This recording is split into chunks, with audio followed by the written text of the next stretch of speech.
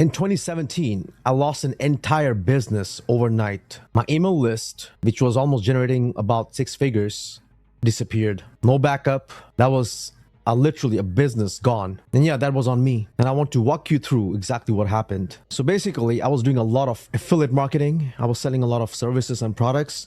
And I built this list, which was warm leads, customers that actually loved, or I say clients, who loved my work and the products I was offering. And these were people who were actually buying it on a regular basis, generating me six figs. It was hosted, the entire list was hosted in one of the platforms. I believe it was Aweber at that point. All of a sudden, one day, the platform flagged some compliance issue. No warning, nothing. Just deleted the list entirely. The account wasn't suspended. They just deleted. It was gone. I had no backups. Roughly six figures a year disappeared. You see, the platforms do what they do. And once you rely on a particular platform, you don't have any control. A glitch, moderation issue, whatever can take down your entire business overnight. So yes, I own it. It was my fault. I should have backed it up onto my server, but didn't, unfortunately. The button was there, the import and export button.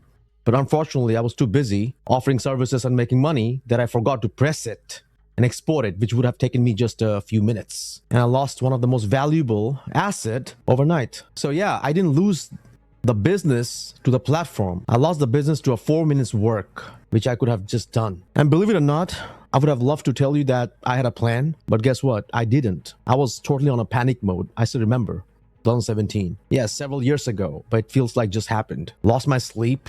Health was going down. I had debt to pay, and I really didn't know what to do. Zero plans. I was going back and forth, talking to friends and family members.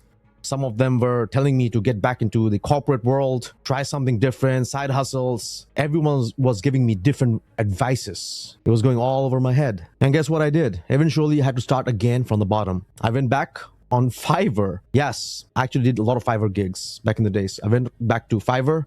I did a bunch of Upwork. We had freelance, which turned into Greater Freelancer. They kind of rebranded, and a bunch of other freelancing sites. I was all in, trying to build back up. I was also doing kind of small consulting jobs on the side as well. Whatever worked, I was like all in. And unfortunately, since I lost the list, which was warm leads, whatever I was offering, it was beginner priced.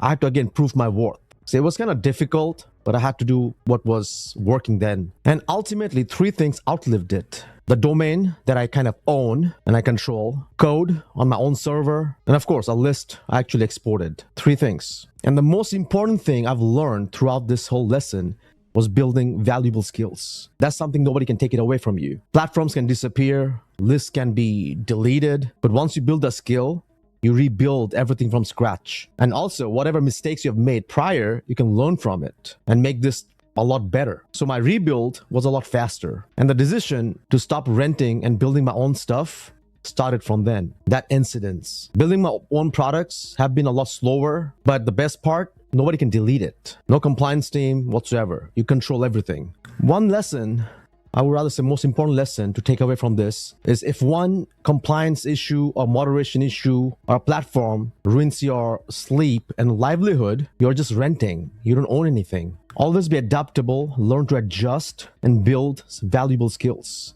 that no one can replace. So go find out today what you're renting. If your business depends on some other platform, if it disappears overnight, what may happen? Make copies and backup of stuff that's important right now, and that's it. That's the whole lesson. That one simple click, import and export backup wouldn't have cost me six figure. A very costly lesson.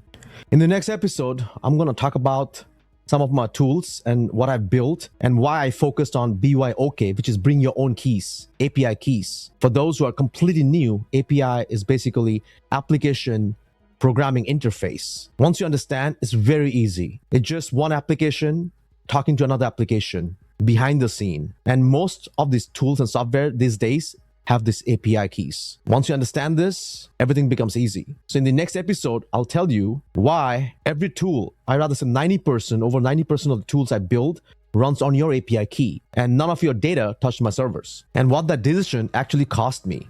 If I was charging a subscription fee, I would have been making more money. But once you understand the API game, you are saving a lot more money as a consumer. And you're not also heavily dependent on the platform, which again, not many will tell you. So again, the number I'll share in the next episode is worse than you think in terms of revenue wise. For the consumer, once you understand you're not only saving money, you are becoming self-reliant to a great level. But for the platform owners, they probably won't like what I'm going to share because they charge you for tokens, give you limited access, and quite a bunch of other shenanigans. So this is all I have. Stay tuned, and I'll see you in the next one. Bye for now.